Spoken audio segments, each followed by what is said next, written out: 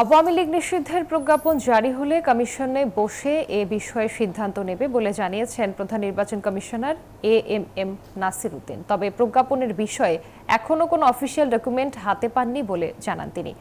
সোমবার সকালে আগারগাঁওয়ে নির্বাচন কমিশন সচিবালয়ে সিইসির সঙ্গে আনুষ্ঠানিক বৈঠকে বসেন ইসির সিনিয়র সচিব আখতার আহমেদ ও দুই নির্বাচন কমিশনার বেগম তাহমিদা আহমেদ ও আনোয়ারুল ইসলাম।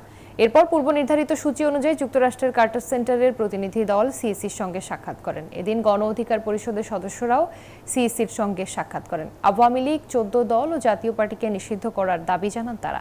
প্রধান নির্বাচন কমিশনার জানান, দাপ্তরিক কাগজ হাতে পেলে আওয়ামী লীগের নিবন্ধনের বিষয়ে সিদ্ধান্ত নেবেন।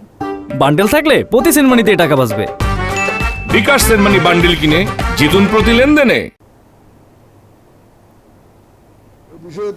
বিষয়ের তো এখন আমরা তো আগে এখনো গ্যাজেটটা তো পাইনি সরকারের গ্যাজেটটা আমাদের কাছে আসলে আমরা তখন এটা বসে সিদ্ধান্ত নিব। এখন আমার সিদ্ধান্ত নিতে পারি না, কারণ সরকার তো একটা আপনাদের মুখে শুনছি, পত্রপত্রিকায় দেখছি, টেলিভিশনে দেখছি, কিন্তু ওইটা আর অফিসিয়াল ডকুমেন্টটা না পাওয়া পর্যন্ত আমরা এক্স্যাক্টলি কি হয়েছে এটা তো বলতে পারছি না।